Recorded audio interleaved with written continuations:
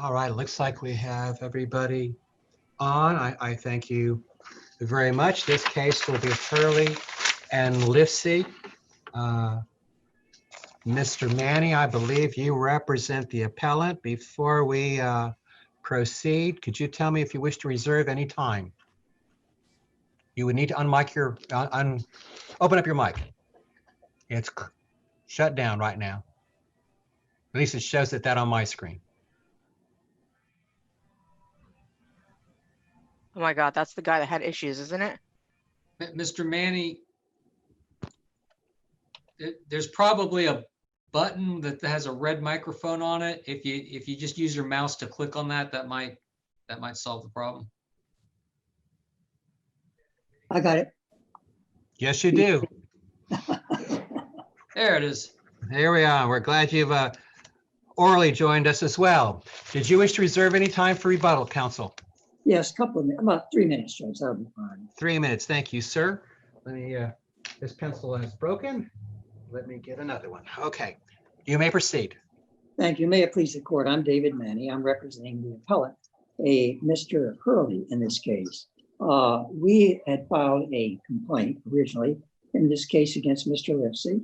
And then later on, after Mr. Livesey filed his first motion to dismiss, at a case management conference, the judge decided to go ahead and grant the motion to dismiss. We contend that was error. Mr. Livesey has misconstrued the nature of the ruling of the trial judge. There was no discovery conducted in this case. There were no affidavits setting forth any facts filed in this case. There was no sworn testimony presented in this case. The trial judge was presented only with a sworn motion prepared by Mr. Livesey, stating that the complainant plaintiff failed to state a cause of action and could never be amended to state a cause of action. We respectfully disagree on behalf of Mr. Hurley. This was a 3-count complaint. The first count was a count in which we alleged that there was real fraud. Second count was a count in which we alleged that there was fraud upon the court. And the third count, the count upon which I think the disposition was made in this case, was a count involving negligence. There was only one negligence count there, and that was the third count. Now, the order of the trial judge dismissing the amended complaint of Mr. Livesey did not rely upon any facts set forth in any answer brief, and it relied upon the principles established by Silverstone against Ebell. That was the case in which the court adopted basically what they call the bright line rule, but it did not deal with the issue in our case. The issue in our case is whether or not the conduct of Mr. Livesey amounted to a concealment.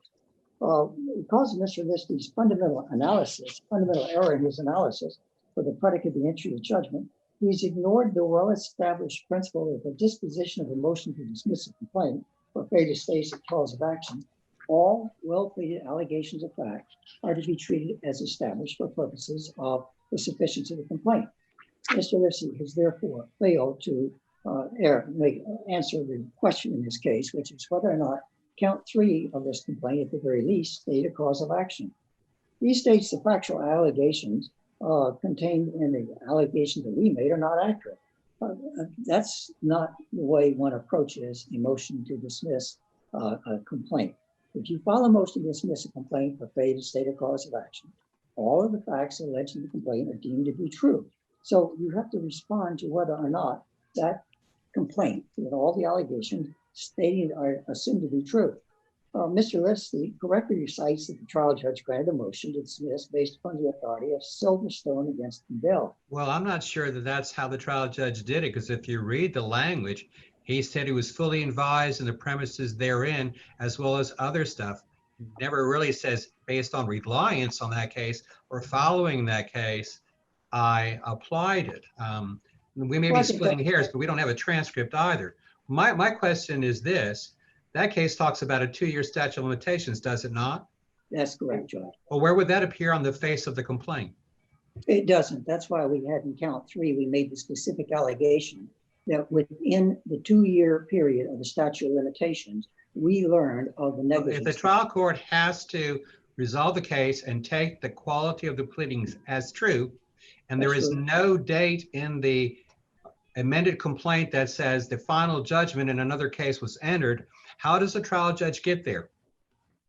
Well, the point is, we said we filed it, well, easy. We simply set the deposition of the attorneys for the plaintiff and say, when did you learn of this particular malpractice? Well, that's a fact matter. I'm talking about a pleading matter.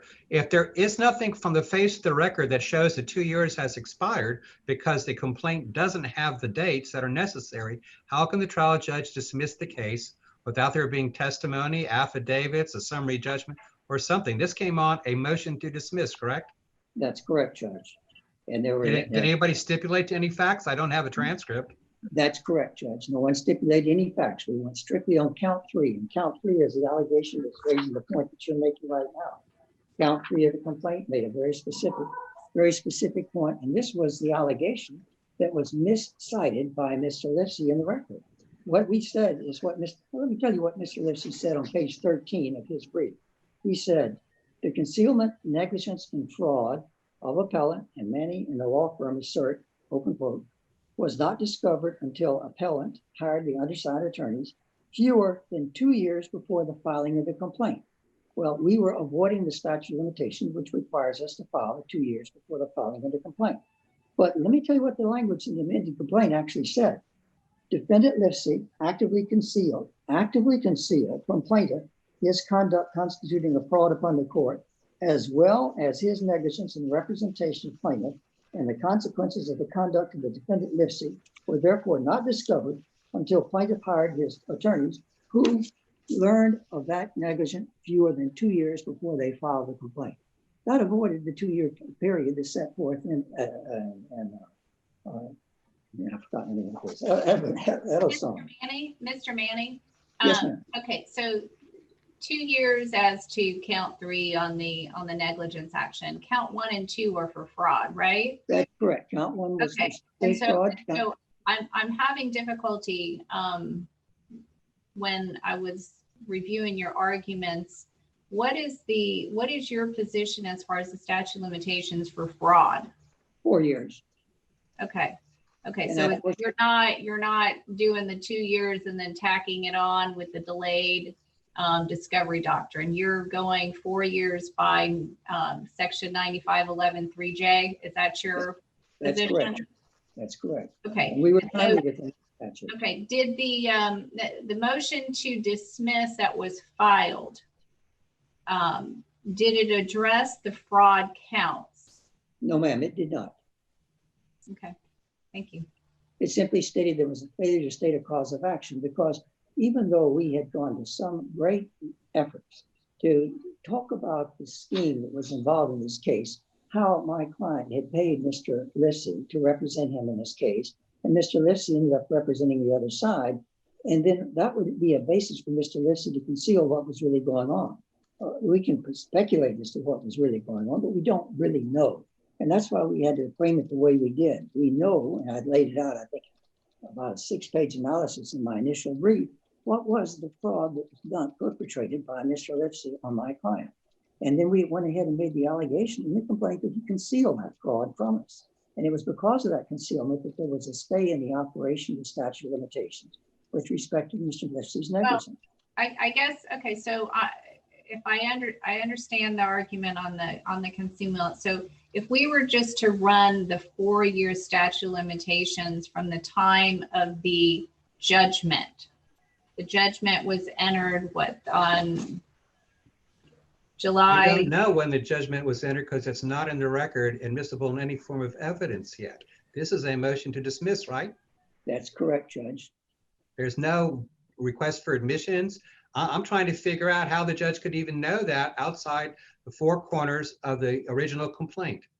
I do not know, and I made that argument to him. I repeatedly made the argument in a very extensive argument we did twice that, hey, there's nothing here. This is a motion to dismiss the complaint. You can't just arbitrarily say, with my allegation of concealment there, that we didn't know about this. And we definitely have the 4-year statute period pled in both counts 1 and 2. And count 3 specifically pled concealment, and that we had only learned it within 2 years of the time. And that's what we did that was to avoid an allegation that the complaint didn't state a cause of action. It was barred. That would have raised a factual issue. And I'm sure Mr. Livesey will want to raise that factual issue at some point, but he didn't at this point, and he can't at this point. But yet the trial judge went ahead and did it.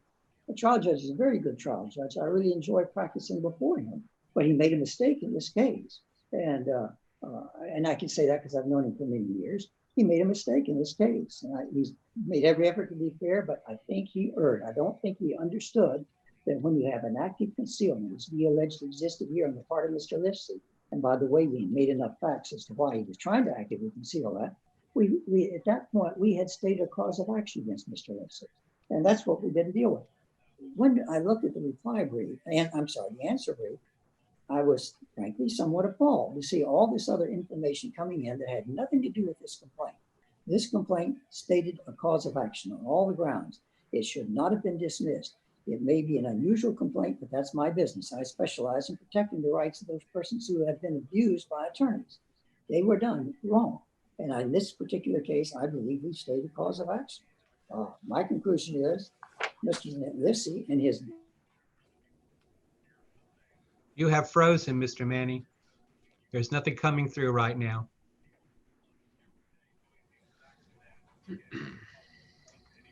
That's probably one of the best bases to freeze him that I've ever seen. You're audible. Rita, we hear you. We need to find a way to get Mr. Manny back with us so that Mr. Lipsey can make his argument. Right now, he's being frozen, so to speak, in time until we get Mr. Manny back. Okay, Mr. Manny appears to be back. He needs to unmute. Need to unmute again? I know you can hear me again. You are unmuted. There you are. Okay, thank you very much. Thank you, sir. That concludes my presentation. Okay, thank you, sir. Mr. Lipsey, you may respond. Thank you very much, Your Honors. I certainly appreciate the opportunity. Going directly to Mr. Manny's, or to one of the questions by the judge, and that is, how do we know the date of July 12, 2012 as the date of the final summary judgment? If you look to paragraph 17 of the amended complaint, the final judgment to which he attaches is the statement that that was the judgment from which the malpractice allegedly began, and that is alleged in paragraph 27.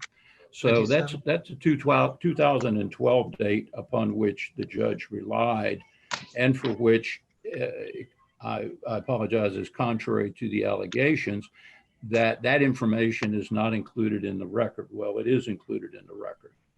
The Okay, second, so Mr. Lipsey, so it is included in the record when we have the final judgment date. And so on counts 1 and 2, if we were to apply the 4-year statute of limitation on fraud, wouldn't the complaint have been timely when it was filed in March of 2016? to address that point, Silverstone, which is the 2008 case, Doesn't deal with fraud, deals with legal malpractice, right? it is with legal malpractice as well And fraud as is a separate and independent cause of action. I believe. And your motion to dismiss doesn't address fraud in counts 1 and 2.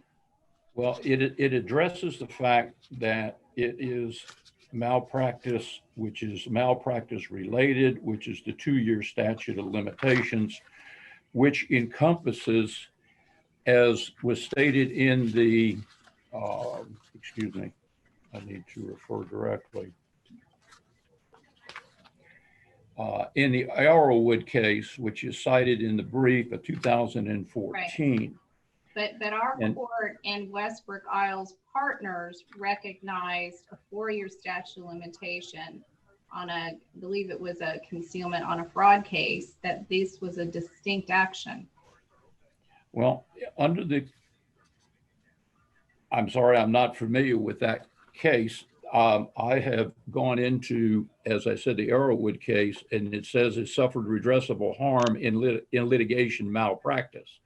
And as to your assertion that the fraud would be different, it is, I firmly believe that the fraud is a cause of action which deals with malpractice and therefore is controlled by Silverstone. Well, there's negligence, and then there's the issue of the intentional tort of concealment. Well, and the intentional So- tort, I'm sorry. And that's what at least one of the counts is alleging. And I guess the trouble I'm having is your motion to dismiss dealt with legal malpractice with Silverstone. And that's what the court granted. And then, Yes. so I'm left out here with these 2 counts that deal with fraud. And if these fraud counts are separate and distinct causes of action, then how is the complaint on its face dismissed when it shows it was timely filed in March of 2016, within 4 years from the final judgment, just using that concrete date? Under those circumstances, the matter was not preserved in the lower court of the fraud issue. Although he pled the fraud, it was not preserved for purposes of appeal. Okay, can you explain that for me with Yes, when Mr. Manny filed the complaint, the arguments were, and as the judge allowed the amendment, initially it was dismissed based upon Silverstone as being within the 2 years, outside of the 2-year statute of limitations. Mr. Manny amended, and the court addressed that and said there is no difference between the first complaint and the amended complaint, and that would be Silverstone.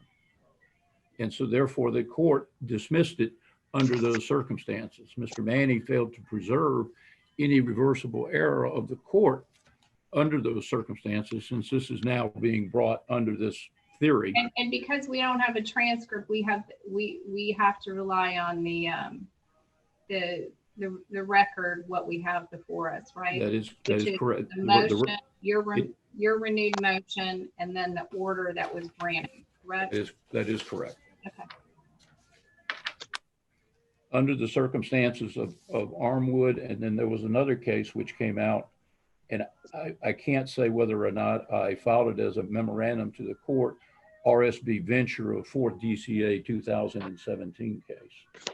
Also, it's interesting, and I have to look at another theory, and that is that, and not conceding the issue of what Mr. Manny has brought up, but in the Larson case, which again is a 2009 Supreme Court case, the continuous representation doctrine, and the court did not apply that, saying that that was an element of a theory that the court, that there was continuous representation. They said, no, we're not going to apply that because that is not a recognized exception to the malpractice action.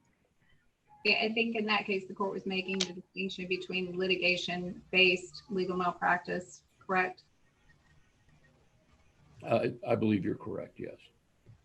But in this case, I believe that what is before the court comes here with a presumption of correctness, as I stated in my initial brief, and would request that this court deny the appeal. Thank you, counsel. Thank you. Okay. Mr. Manny, we are ready for your rebuttal time. Let me make sure I'm not muted. Now I'm here this time. You're there. I think Mr. Livesey is not adequately answered the questions that were propounded by Judge Smith. Mr. Livesey fails to recognize that the brief itself points out that these were 2 issues that were resolved against my client with respect to the sufficiency of the complaint. And as to whether or not there was an argument record required, the record itself in the motion to dismiss consists of the motion to dismiss, the original complaint, and the order entered by the judge. That's what's required.